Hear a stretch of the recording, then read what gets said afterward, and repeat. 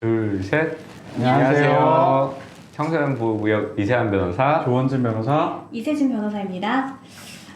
이번 시간에는 지난번에 예고했던 대로 소년분류심사원에 대해서 알아보려고 합니다. 소년분류심사원이라는 곳은 도대체 어떤 곳이고 언제 가게 되나요? 소년보호심사원은 소년하고는 완전 다른 곳이고요. 많은 이제 학부모님들이나 이제 아이들이 굉장히 많이 물어보는 질문 중에 하나인데요.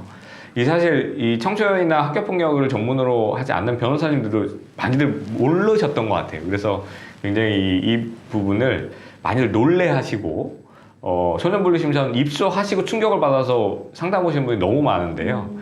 그 부분에 대해서 좀 저희가 간단하게라도 좀 말씀을 드리면, 소년분류심사원은 일단 소년법에 규정이 되어 있습니다. 18조에 보면은 1항에 소년부 판사님이 이제 사건을 조사하는데 필요하다고 인정하면 소년을 이제 감호 위탁할 수 있다라고 해서 소년분류심사는 위탁할 수가 있는데요.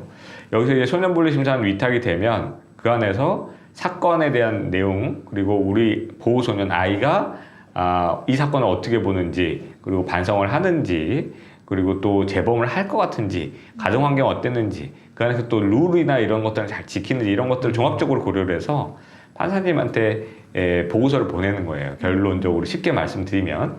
그래서 이제 판사님은 다들 재판 가보셔서 아시겠지만 사건이 너무 많으시니까 우리 아이를 뭐 불러가지고 네가 다시 그럴 거 같냐 아니냐 반성하냐 이런 거 물어볼 시간이 없어요. 재판 한 3분이면 끝나기 때문에, 드라마와 영화 다르죠. 그래서 재판은 너무 짧게 끝나기 때문에 아이가 뭐 다시 그럴 것 같은지 그걸 모르기 때문에 전문기관인 소년분류심사원이라는 것을 위탁을 해서 거기 이제 전문가들한테 보고서를 받아서 그걸 고려 참고해서 이제 재판을 하는 그런 절차라고 보시면 돼요. 그러면 소년분류심사원은 얼마 정도 기간 동안 가 있어야 되나요? 뭐 사안의 내용이라든가 그 아이의 반성 정도라든가 이런 것들에 따라서 조금 다르게 정하시기는 하는데요. 네. 보통 실무상 3주에서 4주 정도 기간 정해서 보내시는 경우가 제일 많습니다.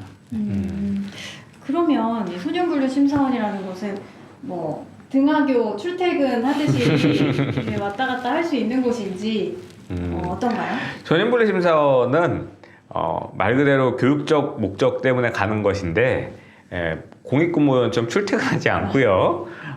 강제 입소입니다. 강제 입소라서 많은 분들이 소년원 아니냐라고 말씀하시는, 소년하고는 다르고요. 소년은 적절한 쉽게 말하면 징계 처분 중에 하나라고 볼 수 있고 선도 처분 중에 하나라고 볼 수 있고, 소년분류심사원은 결국에는 그런 소년원까지를 보낼 것이냐 아니냐에 대한 판단을 할 수 있는 사전적 기관이라고 보실 수도 있어요. 그러면 구체적으로 가서는 뭘 하게 되나요? 가서 일반적으로 저희 같은 사람들이 가서 준법 강의라든지 학교폭력 예방 교육이라든지 이런 교육들을 많이 하고요. 또 학생들 이 영화도 보여주고 다양한 활동들을 해요. 학교랑 비슷한 활동들을 하는데, 단지 그 강제 입소해서 생활해야 된다는 거, 그리고 많은 학생들하고 단체 생활해야 된다는 그거 자체가 좀 굉장히 처음이니까 어렵고 부모님 입장에서 많이 놀라실 수 있죠. 근데 대부분은 교육을 받는 기관이라고 보시면 됩니다. 그러면 소년분류심사원 갔다 와서는 그러면은 뭐 재판이나 이런 건 어떻게 진행이 되는 걸까요? 이게 조금 대략적으로 조금 더 설명을 드리면, 이 보통 분류심사원에 입소하는 게 이제 우리 소년 재판을 받을 때 첫 번째 심리기일에서 결정되는 경우가 거의 대부분인데요. 그러니까 가볍게 생각하고 오셨다가 그 자리에서 판사님의 몇 가지 질문을 듣고 판사님이 임시 위탁 처분으로 분류심사원 3주에 들어가 있어라 라고 하시면, 그 자리에서 아이는 바로 안내를 받아서 분류심사원으로 이동하고 부모님만 나오시게 되는 경우가 굉장히 많아요. 많이 놀라실 텐데, 어쨌든 첫 번째 심리기일을 그렇게 거치고 그 두 번째 심리기일하고 첫 번째 심리기일 보통 그 사이의 기간 동안에 아이가 분류심사원에서 교육을 받고 생활을 하게 되고, 그 기간이 잘 아이가 생활도 잘하고 하게 되면 그 결과를 바탕으로 두 번째 심리기일에서 그 내용을 모두 이제 인지하신 재판장님이 보시고 아이가 이제 개선의 가능성이 있다라고 하시면 이제 두 번째 심리기일에 아이를 집으로 돌려보내든지 아니면 반성의 기미가 없다라고 해서 소년원으로 보내시든지, 어쨌든 최종적인 처분의 결정이 나오게 됩니다. 처분 내용이 나오게 됩니다. 그러면 나중에 혹시나 소년원 처분이 나오게 되는 경우에 네. 그럼 기존에 소년분류 심사원 입소했던 기간은 그러면 어떻게 합산이 되는 건가요? 그게 성인 사건은 이게 참 어려운 문제인데 성인 사건의 경우에는 근데 재판하는데 예를 들면 6개월 동안 구치소에 있었다 재판 받는 기간 동안 근데 실형이 뭐 1년 6개월이 나왔다라고 하면 6개월 기간을 합산해서 나머지 1년만 더 살면 이제 출소를 하게 됩니다. 그러니까 합산을 하게 되는데 소년분류 심사원은 합산하지는 않아요. 그렇기 때문에 예를 들면 소년 처분이 보통 한 달, 6개월, 2년 이렇게 세 가지가 있는데요. 소년 6개월 처분을 받았다라고 하면 소년분류 심사원은 한 달 예를 들면 있었다고 계산했을 때 한 달을 합산해서 계산해 주질 않아요. 소년 6개월 나오면 6개월 처분을 따로 사는 것이지 소년분류 심사원은 거기에 대한 완전한 처분을 내렸다고 하는 것이 아니고 임시 위탁을 받은 것이기 때문에 합산하지 않아서 이것이 부모님들이나 아이들 입장에서 좀 억울하다 힘들다 이런 얘기를 하는 경우가 많기는 합니다. 그리고 또 갑자기 궁금한 점이 그 강제 입소가 된 기간 동안에 학교는 그럼 어떻게 되는 거예요? 학교는 지금 방학 때 가면 너무 좋지만 방학이 아닌 경우가 대부분이기 때문에 당연히 한 달 동안 아이가 출석을 할 수 없으니 학교에는 그렇게 되면 알릴 수밖에 없겠죠. 원칙적으로 알려야 될 의무가 있는 것은 아니지만 학교에 이제 갈 수가 없는 기간 동안에는 학교에 알려서 출석 처리를 받으셔야 될 것이고 그 상황을 알려야 될 것인데 보통의 방학이 아닌 이 소년분류 심사원 입소하는 경우에는 학교에 이제 알려서 출석 일수를 산정할 수 있게 그렇게 되어 있습니다. 혹시 그러면 이 소년분류 심사원에 가게 되면 그 부분이 혹시 기록에 남게 되는지 이 부분도 많이 궁금해 하실 것 같아요. 기록이라는 게 이제 여러 가지 종류의 기록이 있는데요. 그렇죠. 이제 요거는 보호처분이기 때문에 형사처벌은 아니고 그래서 범죄경력조회 내용에는 나오지 않고 또 더군다나 임시위탁처분, 임시처분이거든요. 그렇기 때문에 분류심사원에 임시위탁되었다라는 기록 자체가 범죄경력에는 남아있지는 않고 일반적으로 전과라고 알고 계시는 뭐 흔히들 오시는 분들이 뭐 빨간 줄 가냐 뭐 그렇게 네. 표현하시는데 그런 거는 아니고요. 이제 다만 이제 그 또 하나 하시는 것들이 이제 그럼 학교의 생활기록부에는 어떻게 되나요? 이런 것들도 네네. 문의 많이 하시는데 생활기록부에는 이거는 이제 학교폭력의 어떤 처분 결과가 아니기 때문에 별도로 기재되거나 하지는 않습니다. 네. 맞아요. 그게 학교폭력과 형사사건은 완전 별도의 절차라는 걸 좀 기억을 하셔야 되고 그러면 이제 갑자기 소년분류 심사원 처분을 받게 된다면 어떻게 하는 게 좋을까요? 글쎄요, 이게 참 어렵고 중요한 문제긴 한데 원칙적으로도요. 소년분류 심사 처분 일단 나오면 어디든가 강제 입소를 하는 것이기 때문에 소년법에도 무조건 최소한 국선 변호사라도 선정을 하게 돼 있습니다. 의무적으로. 그래서 그 말은 바꿔 말하면 굉장히 중요한 처분이라는 것이고 보호자나 부모님들이 이렇게 생각하세요.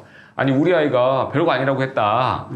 이렇게밖에 얘기 안 했는데 이게 왜 그런 데 가야 될 일이냐 이렇게 많이 말씀하시는데 피해자의 진술을 못 본 상태고 사건 내용 전체를 못 보셔서 그런 경우가 많아요. 실제로 이 사건을 오픈을 해보면 생각보다 굉장히 중요한 사안일 가능성이 높고 판사님이 소년분류 심사원을 보냈다는 것 자체만으로도 이 사건은 굉장히 중요한 사건이다. 이렇게 보셔야 되고 많이들 그렇게 얘기하세요. 경찰은 별거 아니라고 했다. 뭐 이렇게 얘기하시는데 소년분류 심사 결국 갔다는 건 판사님이 결국 나중에 이 학생을 어떻게 판단할지 그런 어떤 전문기관에 보내서 심층적인 판단을 할 필요가 있는 중요한 사건이라고 생각한 것이고 소년원 보내기 전에 사전 절차로 보통 소년분류 심사는 보통 많이 보냅니다. 그렇기 때문에 지금 소년원을 갈지 안 갈지도 모르는 굉장히 중요한 지금 순간이라고 생각을 하셔야 되고 안에서 룰을 안 지키든지 애들끼리 싸우든지 좋지 않은 또 행동을 했을 때에는 상당히 좀 중한 처분이 나올 수 있으니까 좀 미리 사전에 좀 준비를 하셔야 되지 않을까 싶어요. 그러면 이제 변호사님 두 분 맡았던 사건 중에서 소년분류 심사원 좀 입소하기엔 좀 이례적이었다 아니면 좀 인상 깊었다라는 사례가 있으시면 좀 말씀해 주시겠어요? 저 같은 경우에는 조금 이례적인 게 있긴 했는데 이게 소년분류 심사원뿐만 아니라 가정법원 전체의 특성일 수도 있는데 판사님들이 이 재량권이 조금 넓은 편이라고 저희는 느끼고 있어요. 변호사들은. 그래서 예를 들면 어떤 판사님들은 성에 관련된 사안에 굉장히 예민할 수 있습니다. 이거는 꼭 근절해야 되는 범죄다라고 생각하시면 청소년 사이에서 있을 법한 일일 수도 있다는 생각이 들지만 소년분리심사원 정도는 보내서 아이가 제대로 교육받도록 해야 된다 이렇게 생각할 수도 있고, 또 어떤 경우에는 폭력적인 것에 조금 더 이런 거는 분명히 경고를 줘야 된다 이렇게 생각할 수도 있어요.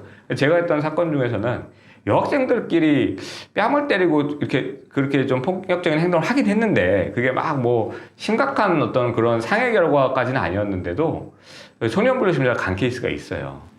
그래서 저도 그때는 사실 조금 이례적이었고 놀라긴 했는데, 판사님이 나중에 말씀하시는 게 이제 선생님이 말렸는데 선생님 앞에서도 조금 더 그런 행동을 했던 경우가 있어서, 그런 경우에는 이제 판사님들이 보는 시각에 따라서 이제 어른들이 생각하기에는 아니 이게 왜? 라고 생각할 수 있지만 아직 교육적 측면에서 그렇게 판단을 하는 경우들도 있다. 이렇게. 오늘은 소년분리심사원에 대해서 이제 변호사님들이랑 이야기 나눠봤는데요.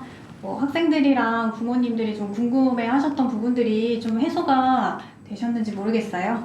다음 시간에도 이렇게 유익한 정보로 돌아오도록 하겠습니다. 네, 구독과 좋아요 알림 설정까지 부탁드립니다. 안녕. 안녕.